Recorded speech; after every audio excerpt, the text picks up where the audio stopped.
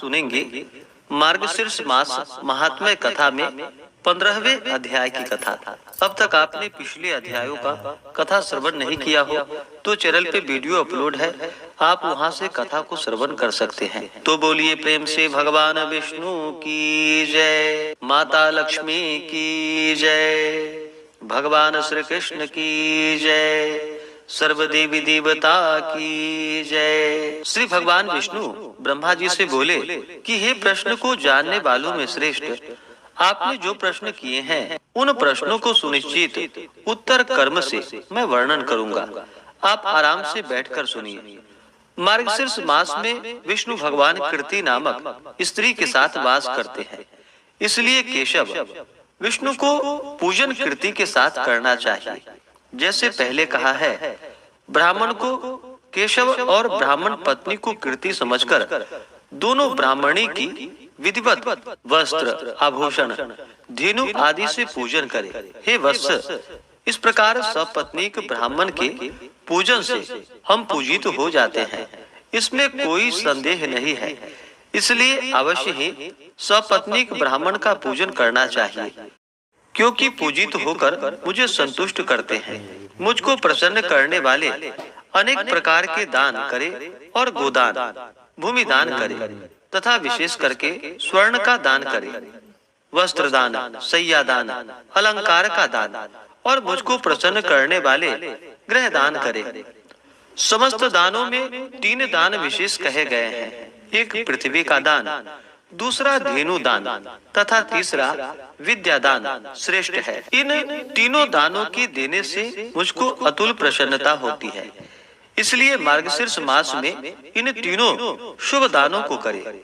हे अनंग, मैंने स्नान की विधि पहले की भली भांति कह दी है। इस मास में पूजन, स्नान और दान करना ही विधान कहा है, इसमें कुछ भी संशय नहीं है। जो संपूर्ण मार्गशीर्ष मास को भक्त व्रत करके बिता देता है और ब्राह्मणों को भक्ति से भोजन कराता है, वह समस्त व्याधि और पापों से मुक्त हो जाता है तथा खेती वाला और बहुत धनी तथा बहुत धन्य वाला होता है। इस विषय में विशेष कहने से क्या है। हे वत्स, जो मेरी अत्यंत गुप्त बात है उसको सुनो। हे मानद, अग्नि और ब्राह्मण ये दोनों मेरे मुख हैं, परंतु जितना ब्राह्मण का मुख श्रेष्ठ है उतना अग्नि का मुख श्रेष्ठ नहीं है।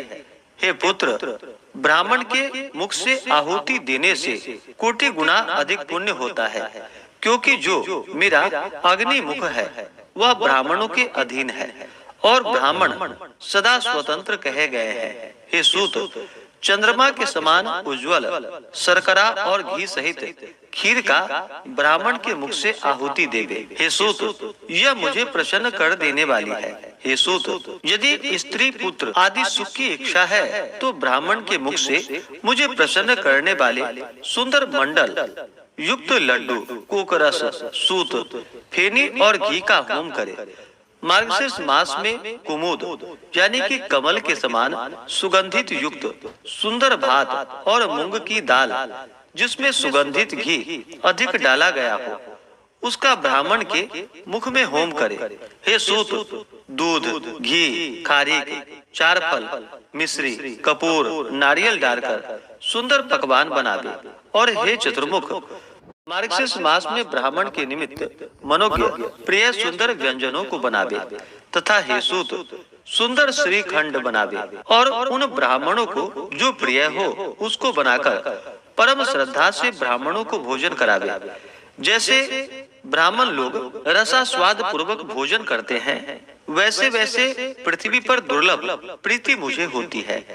इसलिए हे तात, जैसा करने से ब्राह्मण प्रसन्न हो वैसा ही करना चाहिए, क्योंकि उन ब्राह्मणों के प्रसन्न होने से मैं प्रसन्न हो जाता हूँ, इसमें कोई संशय नहीं है। हे चतुर्वक्त्र, मेरी बात में विश्वास करिए, मैं आपसे मिथ्या नहीं कहूँगा। हे मानद, मैंने यह गुप्त बात आपके कल्याण के लिए कही है। हे मानद, वे ब्राह्मण क्रोध करे या मारे तो भी मेरी प्रसन्नता के लिए उनको नमस्कार करना। हे पुत्र, नित्य ऐसा करना और मार्गशीर्ष मास में विशेष रूप से करना चाहिए। हे ब्राह्मण, आपने भोजन के विषय में जो पूछा कि क्या भोजन करना चाहिए, उसको मैं कहता हूँ, सो सुनिए। मेरी भक्ति में परायण मनुष्य को मेरा प्रसाद भोजन करना चाहिए। वह प्रसाद पापियों को पवित्र करने वाला और मुक्ति फल देने वाला है। जो प्रतिदिन मुझको अर्पण करके शेष प्रसाद का भोजन करता है, उसको एक एक दाना में सैकड़ों चांद्रायन का पुण्य फल होता है। भोग लगाने से जो शेष रह गया और अर्पण किया गया, ये दो प्रकार के भोजन भक्तों के लिए है। तीसरा कोई भी भोजन का प्रकार नहीं है। यदि इसके अतिरिक्त भोजन करता है तो चांद्रायन व्रत करे। जो बिना मुझे अर्पण किए अन्न जल आदि भोजन करता है, वह अन्न स्वान विष्ठा के समान और जल मदिरा के समान होता है। इसलिए अन्न जल औषध के पहले मुझको अर्पण करे, बाद में परम भक्ति से भोजन करे, क्योंकि वह प्रसाद पवित्र करने वाला है। और मेरा उच्छिष्ट प्रसाद पापियों को भी तीर्थ यज्ञ आदि के फल का दाता, कलयुग के दोषों का नाशक और सुंदर गति को देने वाला कहा है। तथा दूसरे देवता के नैवेद्य का भक्षण नहीं करना। और जो अभक्त है उनके यहाँ पकवान खाना, यदि अभक्तों के यहाँ पकवान खाता है तो नरक को जाता है। हे सूत, अब मैं तुमसे बोलने का प्रकार जो कहा गया है उसको कहूँगा, तुम सावधान होकर सुनो। तुम्हारी प्रसन्नता के लिए अत्यंत गुप्त बात को भी मैं कहूँगा। मार्गशीर्ष मास में विशेष करके मेरा नाम कहना चाहिए और मुझको प्रसन्न करने वाला कृष्ण कृष्ण कहना उचित है। यह मेरी प्रतिज्ञा है। जिसको सुर और असुर नहीं जानते हैं, मन वचन कर्म से जो मेरी शरण में आ जाता है, वह इस लोक की समस्त कामना को प्राप्त करता है और सर्वश्रेष्ठ वैकुंठ तथा मेरी प्रिय लक्ष्मी को भी प्राप्त करता है। जो मनुष्य मुझको कृष्ण कृष्ण कहकर नित्य स्मरण करता है, मैं उसका जल को भेदन कर कमल के समान नरक से उद्धार करता हूँ। हे वत्स, जो मन बहलाने से, दंभ से, मूर्तावश से, लोभ से और छल से मेरा भजन करता है, वह मेरा भक्त दुख का भागी नहीं होता है। जो लोग मृत्यु के समय कृष्ण नाम का पाठ करते हैं, वे पाप युक्त होने पर भी यमराज को कभी नहीं देखते हैं। जिन्होंने युवावस्था में समस्त पापों को किया भी है, परंतु अंत समय में कृष्ण नाम स्मरण कर निसंदेह मेरे समीप आ जाते हैं। मरण के समय विवश होकर जो मनुष्य नमः कृष्णाय महते, महान कृष्ण को नमस्कार है, ऐसा समीप आ जाते हैं, जिसका श्री कृष्ण नाम के उच्चारण के साथ प्राण निकलता है, वह प्राणी स्वर्ग को जाता है और दूर से ही यमराज उसको स्वर्ग को जाते देखते हैं। जो कृष्ण कृष्ण कहता हुआ शमशान में मरता है, तो वह अवश्य मेरे समीप आता है। जो मेरे भक्तों के दर्शन से कहीं भी मृत्यु का भागी होता है, वह मनुष्य बिना मेरे स्मरण के मुक्ति फल का भागी हो जाता है। हे पुत्रक, प्रज्वलित पाप रूपी अग्नि का भय मत करो, क्योंकि उसका श्री कृष्ण नाम रूपी मेघ से उठे हुए जल बिंदु से शमन हो जाएगा। कलयुग रूपी सर्प के तीक्ष्ण ढाक का क्या भय है, जो श्री कृष्ण नाम रूपी काष्ठ से उठी अग्नि से जलकर नष्ट हो जाता है। पाप रूपी अग्नि से दग्ध कर्म व्यापार से रहित मनुष्यों के लिए बिना श्री कृष्ण स्मरण के दूसरा औषध नहीं है। जैसे प्रयाग में गंगा, शुक्ल तीर्थ में कुरुक्षेत्र में सरस्वती श्रेष्ठ है, संसार रूपी समुद्र में निमग्न और महापाप रूपी मनुष्यों की बिना श्री कृष्ण स्मरण की दूसरी गति नहीं है। मृत्यु समय में उपस्थित होने पर भी जो मनुष्य श्री कृष्ण स्मरण की इच्छा नहीं करते हैं, उन परलोकगामी पापियों के लिए बिना श्री कृष्ण स्मरण के दूसरा पाथेय नहीं है। जिसके घर में प्रतिदिन कृष्ण कृष्ण यह कीर्तन होता है, उस घर में गया, काशी, पुष्कर, कुरुक्षेत्र आदि समस्त क्षेत्र वास करते हैं। जिसकी जिह्वा निरंतर कृष्ण कृष्ण यह कहती है, उसी मनुष्य का जीवन जन्म सफल है और उसे सुख भी होता है।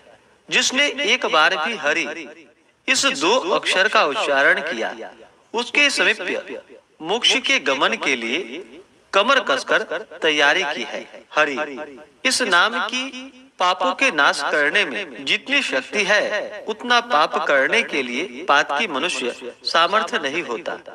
कृष्ण कृष्ण इसके कीर्तन करने से मनुष्य का शरीर और मन दुखी नहीं होता तथा पाप भी नहीं लगता है और विकलता नहीं होती।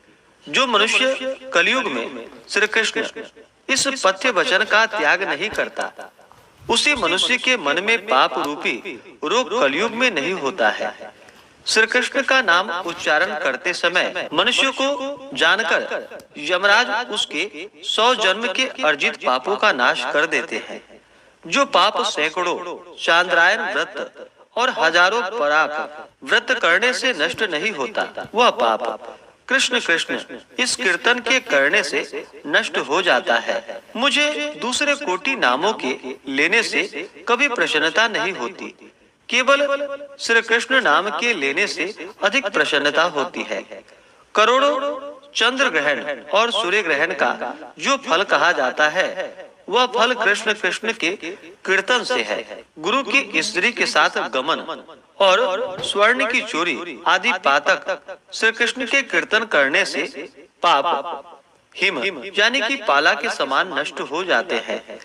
यदि अगम्य स्त्री के साथ गमन आदि महान पापों से युक्त होने पर अंत समय में भी एक बार श्री कृष्ण का कीर्तन करता है, तो वह उस समस्त पापों से मुक्त हो जाता है। जो अशुद्ध अपवित्र मन वाला है, वह बिना आचार पालन के भी अंत समय में श्री कृष्ण के कीर्तन से प्रिय तत्व को प्राप्त नहीं होता। जो जिह्वा से कलयुग में श्री कृष्ण का गुणगान नहीं करते हैं, ऐसे वह दुष्ट जिह्वा मुख में न होकर रसातल को चली जाए, अर्थात नष्ट हो जाए। कलयुग में जो जिह्वा श्री कृष्ण के गुणों का कीर्तन करती है, वह अपने या दूसरे के मुख की हो प्रयत्न पूर्वक वंदना करने योग्य है। और जो जिह्वा दिन और रात्रि में श्री कृष्ण के गुणों का कीर्तन नहीं करती है, वह उस मनुष्य के मुख में जिह्वा के रूप में पापवल्ली पापलता कही जाती है। जो जिह्वा श्री कृष्ण श्री कृष्ण श्री कृष्ण भगवान नाम का उच्चारण नहीं करती है, वह रोग रूपिणी जिह्वा है। ऐसी जिह्वा गिरकर 100 टुकड़ा हो जाए। जो मनुष्य प्रातः काल उठकर श्री कृष्ण नाम के महात्म्य को पढ़ता है, उसके लिए मैं कल्याणों को देने वाला होता हूँ, इसमें कोई संशय नहीं है।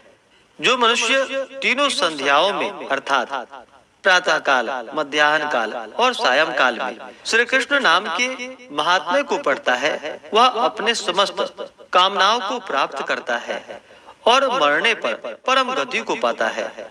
इस प्रकार से श्री स्कंद महापुराणे ब्रह्मा विष्णु संवादे मार्गशीर्ष मास महात्म्य में 15वें अध्याय की कथा पूर्ण हुई। तो बोलिए प्रेम से भगवान विष्णु की जय। अब सुनते हैं भगवान विष्णु की आरती। ओम जय जगदीश हरे, स्वामी जय जगदीश हरे। भक्त जनों के संकट क्षण में दूर करे, ओम जय जगदीश हरे। जो ध्यावे फल पावे, दुख बिन से मन का, स्वामी दुख बिन से मन का। सुख संपत्ति घर आवे, सुख संपत्ति घर आवे, कष्ट मिटे तन का, ओम जय जगदीश हरे। मात पिता तुम मेरे, शरण गहूँ मैं किसकी, स्वामी शरण गहूँ मैं किसकी। तुम बिन और न दूजा, आस करूं मैं जिसकी, ओम जय जगदीश हरे। तुम पूर्ण परमात्मा, तुम अंतर्यामी, स्वामी तुम अंतर्यामी। पार ब्रह्म परमेश्वर, पार ब्रह्म परमेश्वर, तुम सबके स्वामी। ओम जय जगदीश हरे। तुम करुणा के सागर, तुम पालन करता स्वामी, तुम पालन करता। मैं मूर्ख खल कामी, मैं सेवक तुम स्वामी, कृपा करो भरता।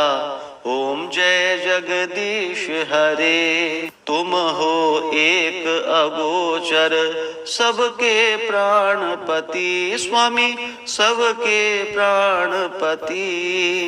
किस विधि मिलूं दया मैं, किस विधि मिलूं दया मैं, तुमको मैं कुमति। ओम जय जगदीश हरे। दीन बंधु दुख हरता, तुम ठाकुर मेरे स्वामी, तुम रक्षक मेरे। अपने हाथ बढ़ाओ, करुणा हाथ उठाओ, द्वार पड़ा तेरे।